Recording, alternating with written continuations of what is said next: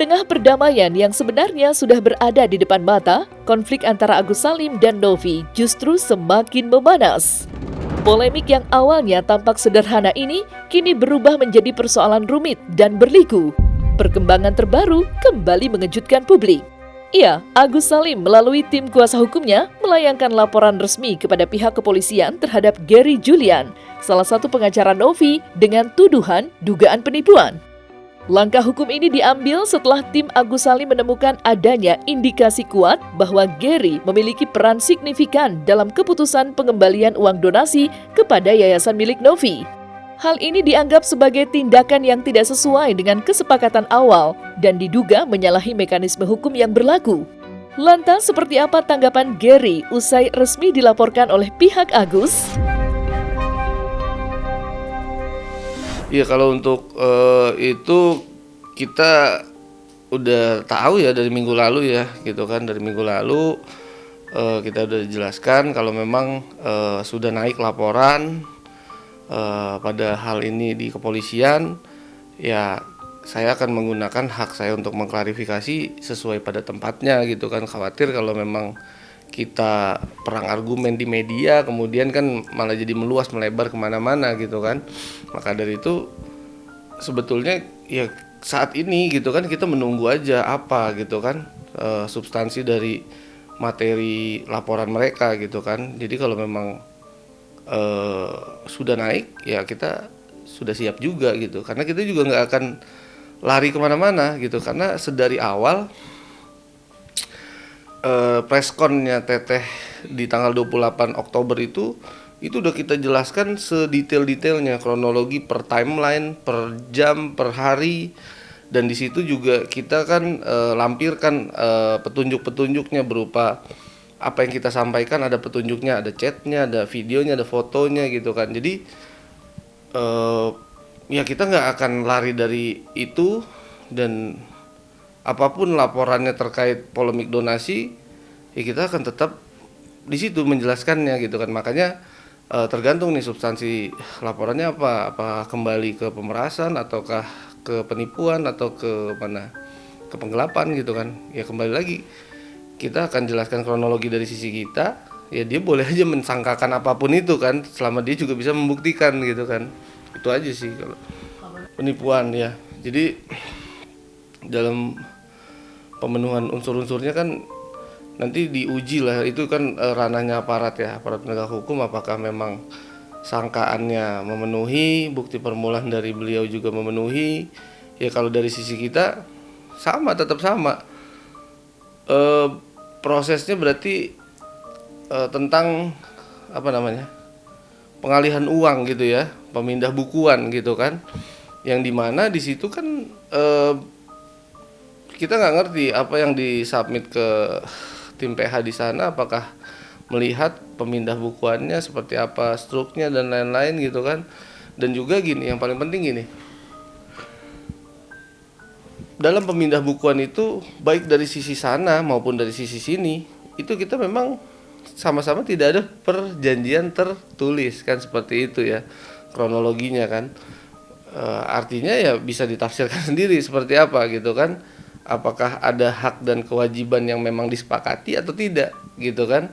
Semua itu by lisan itu bisa kita lihat, bisa kita cek di video YouTube klarifikasinya di akun YouTube-nya Pratiwi Novianti, Tenovi gitu kan.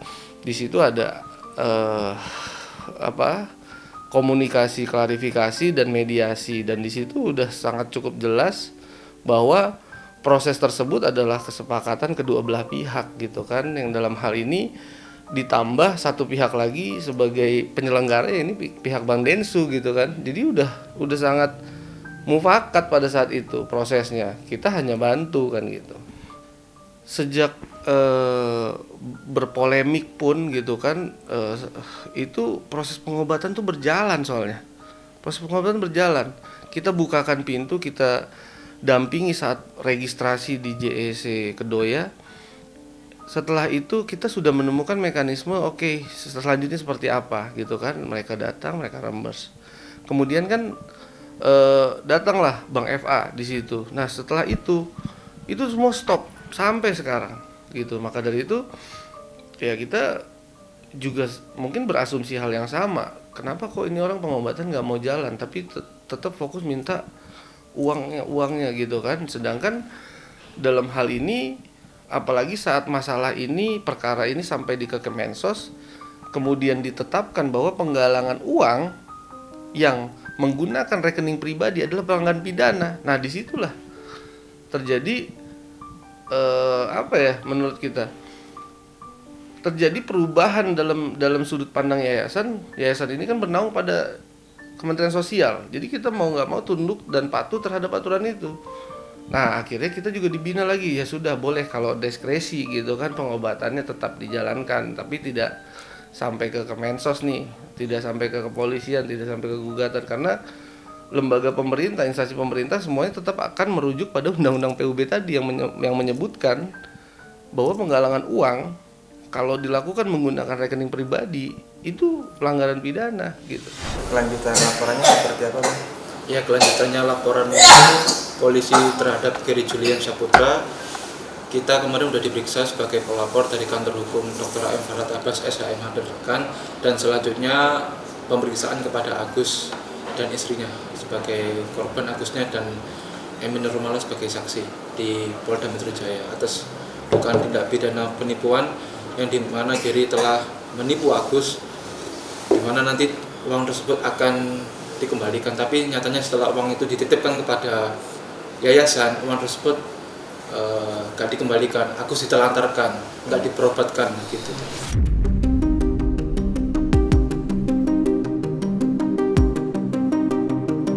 Di tengah memanasnya polemik yang terus berkelit dengan munculnya laporan dugaan penipuan terhadap Gary Julian, komentar Herwanto, seorang pengamat hukum dan sosial, menambah babak baru dalam konflik ini. Ya, Herwanto menyatakan bahwa sejak awal pihak Farhad Abbas yang mewakili Agus Salim telah salah sasaran dalam menyoroti kasus ini. Menurutnya, fokus utama seharusnya bukan pada pihak yang mengelola donasi, melainkan pada pengelolaan donasi itu sendiri, agar benar-benar bermanfaat bagi masyarakat yang lebih membutuhkan. Ya, kalau menurut saya memang langkah mereka, ya ini analisa saya, langkah mereka itu sejak awal memang sudah salah sasaran semua. Salah sasaran, salah langkah, salah menganalisa. Apalagi sekarang melapor-laporin Gary lagi, makin jauh kan. Gary itu kan hanya bagian dari pengurus, yang bertanggung jawab itu ada Nopi. Walaupun katanya saya dengar ada nonaktif ya. Tapi ibaratnya kalau buat lapor-laporan ini udahlah dosa, masa nggak capek-capek sih.